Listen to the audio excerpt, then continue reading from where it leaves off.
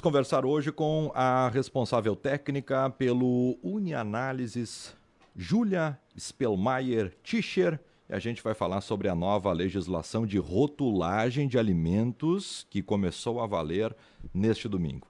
Júlia, tudo bem? Bom dia. Bom dia a todos os Bom ouvintes. dia.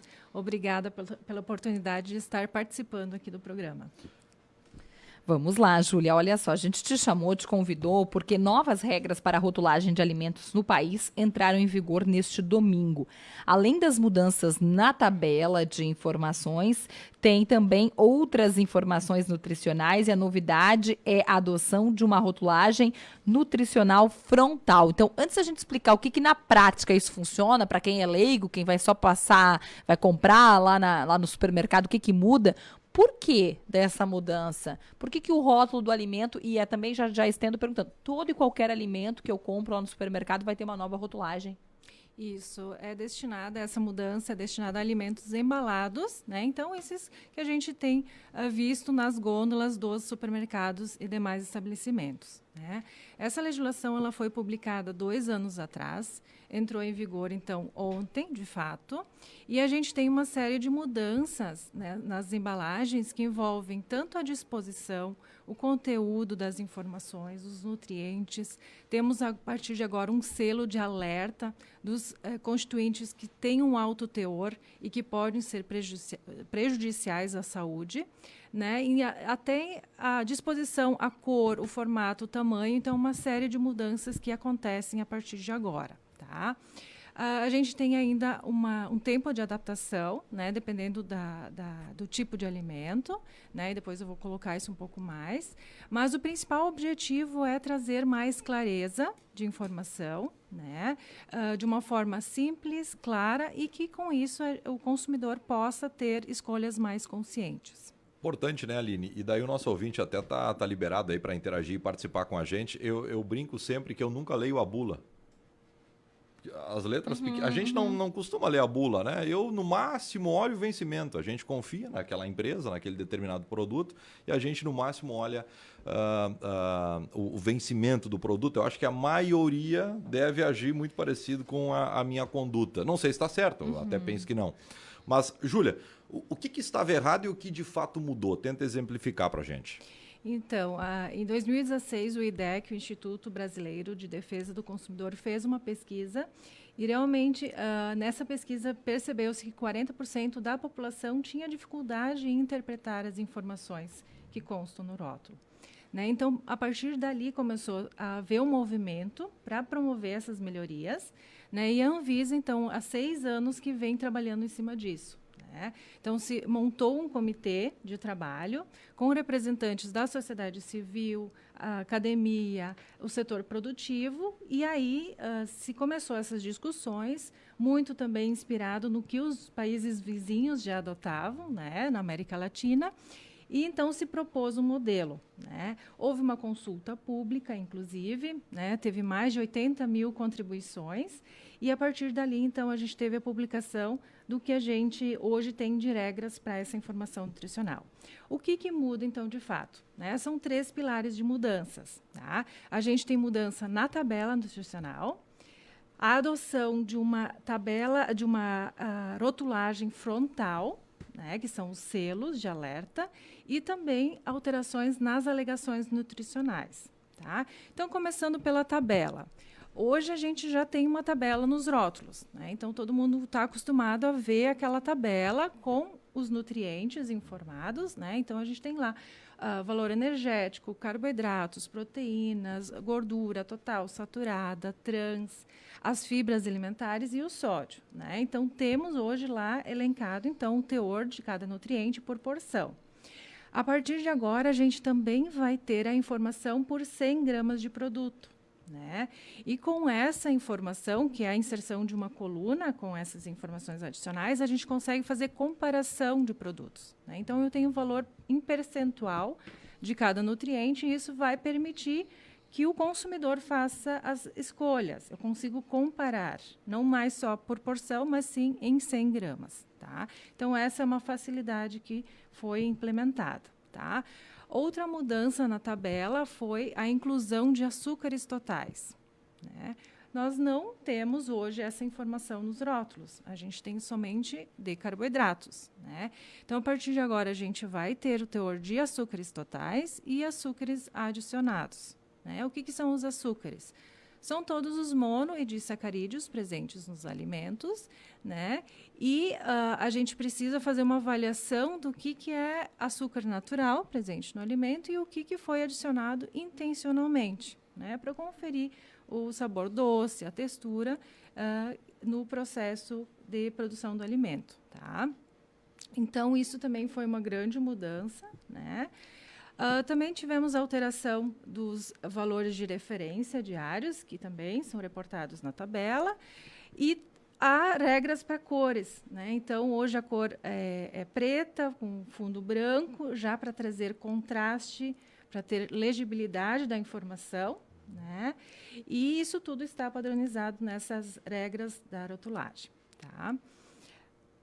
Outra mudança, então, a grande novidade foi a rotulagem nutricional frontal. O que compreende isso? Nós temos 3 nutrientes que são considerados, digamos assim, vilões, né? Se eles estão presentes em alto teor no alimento, eles podem ser prejudiciais e estão relacionados a doenças como obesidade, diabetes, doenças cardíacas. Então, hoje, a Anvisa ela estipula que se esses 3 nutrientes, que são açúcares adicionados, gorduras saturadas e sódio, estiverem presentes em alto teor, onde tem esse limite definido na legislação também, eles precisam ser apresentados na parte frontal superior da embalagem, né? Então, isso acaba chamando atenção. Eu vou ter lá, através de um símbolo, que é uma lupa, né? Também em fundo branco, em letra preta, chamando atenção. Alto teor de açúcar adicionado, ou alto teor de gordura saturada, alto teor de sódio. Então, esses 3 nutrientes têm essa possibilidade de apresentação.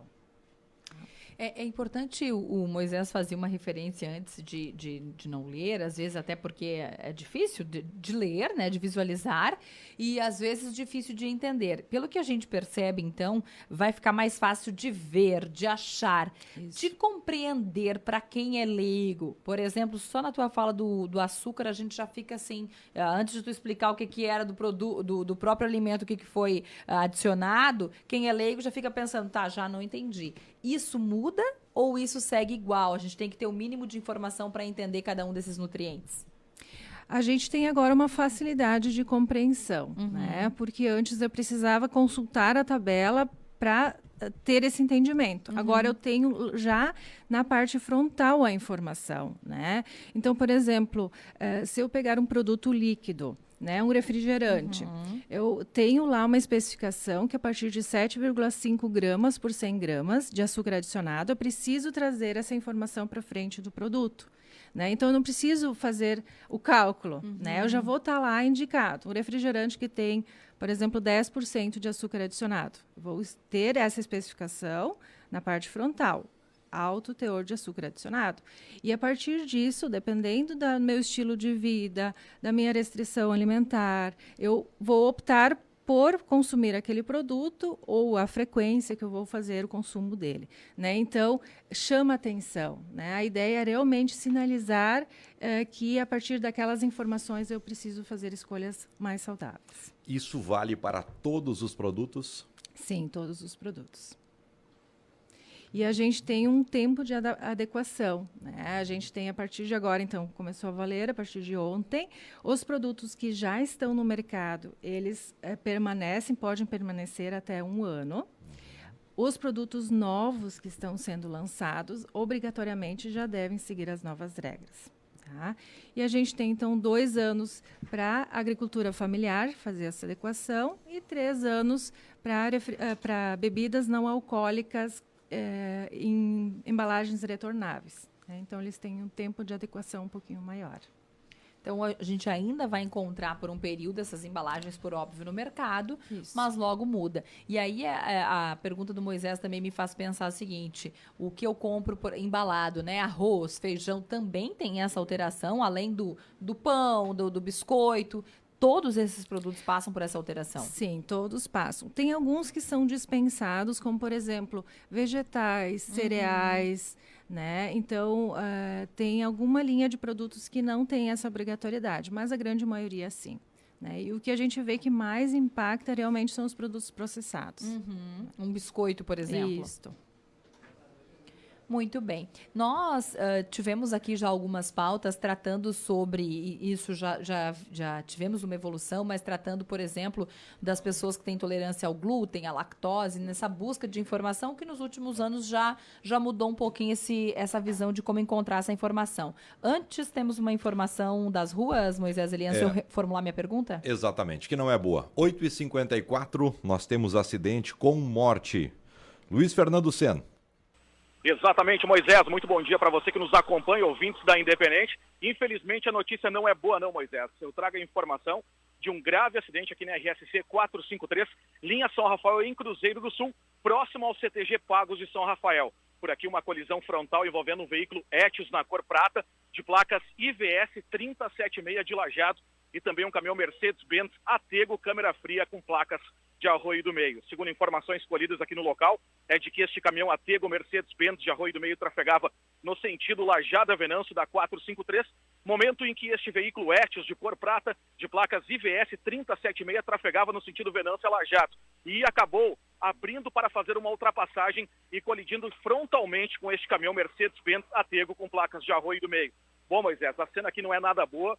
Destroços do veículo sobre a pista. Este veículo Etios que acabou saindo de pista e caindo em um barranco de aproximadamente 7 metros ao lado aqui da RSC 453, próximo ao CTG Pagos de São Rafael, em meio a uma lavoura de milho. Bom, Moisés, aqui do local sobre a pista, até onde o carro foi parar, não tem como precisar aí qual é o tipo, a marca do veículo. A gente só conseguiu trazer essa informação indo bem próximo do veículo, porque ele ficou completamente destruído.